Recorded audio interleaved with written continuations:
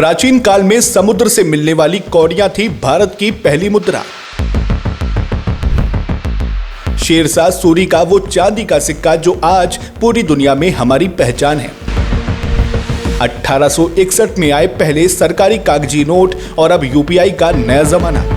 क्या आप जानते हैं कि जिस फूटी कौड़ी को हम आज बेकार कहते हैं वो कभी भारत की सबसे बड़ी आर्थिक ताकत थी।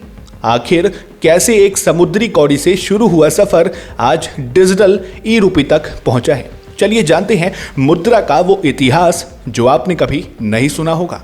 नमस्कार, मैं हूं अर्चित और आप देख रहे हैं समर इंडिया।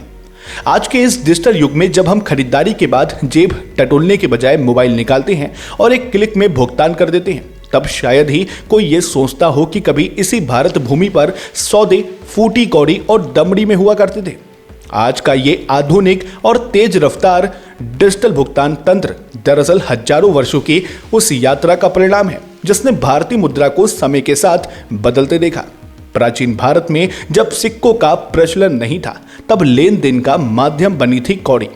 समुद्र से मिलने वाली ये छोटी सी वस्तु उस समय सबसे प्रचलित मुद्रा थी। कौड़ी का मूल्य बेहद कम होता था, इसलिए जब कोई चीज बिल्कुल बेकार समझी जाती थी तो कहा जाता था ये तो फूटी कौड़ी के बराबर भी नहीं है। यही कहावत आज भी हमारी भाषा में जीवित है। जैसे जैसे सभ्यता विकसित हुई, कौड़ियों की जगह धातु ने ले ली। मौर्य समाज के समय पहली बार व्यवस्थित रूप से धातु के सिक्के ढाले गए जिन्हें पण कहा जाता था। इन सिक्कों ने व्यापार को एक नई स्थिरता दी। इसके बाद आया गुप्त काल, जिसे भारतीय इतिहास का स्वर्ण युग कहा जाता है। इस काल में जारी किए गए सोने के सिक्के भारत की आर्थिक समृद्धि और व्यापारिक ताकत का सबसे बड़ा प्रतीक बने। उस समय भारत का व्यापार रोम और यूनान तक फैला हुआ था और इन सोने के सिक्कों की चमक पूरी दुनिया में थी। मध्यकाल में भारतीय मुद्रा व्यवस्था को सबसे बड़ा सुधार मिला शेरशाह सूरी के शासन में।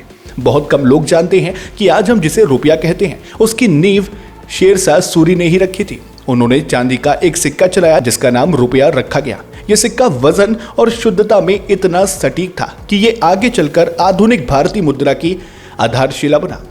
मुगल काल में भी रुपया आना और दमड़ी प्रचलन में रहे।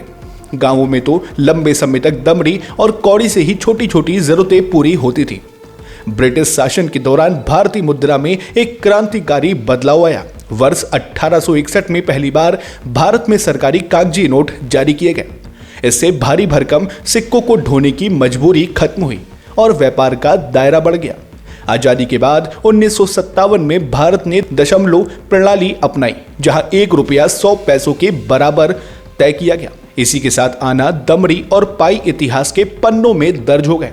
आज हम 21वीं सदी के भारत में हैं, जहां नोटों की जगह यूपीआई और ई-रूपी ने ले ली है। आज जेब में नोट हो या ना हो, सिर्फ मोबाइल होना ही काफी है। यह सफर केवल पैसों का नहीं बल्कि भारत के विकास की कहानी है। फूटी कौड़ी से डिजिटल रुपए तक की ये यात्रा बताती है कि समय चाहे जितना बदल जाए, लेन देन का तरीका हमारी सभ्यता का आईना बना रहेगा। फिलहाल इस खबर को लेकर आप क्या सोचते हैं? अपनी राय हमें नीचे कमेंट बॉक्स में साझा करें और ऐसी ही खबरों को जानने के लिए समर इंडिया को सब्सक्राइब करें, क्योंकि खबरें देश की और फिक्र सिर्फ आपकी। फिर मिलते हैं एक और नए अपडेट के साथ। तब तक के लिए नमस्कार, जय हिंद, जय भारत।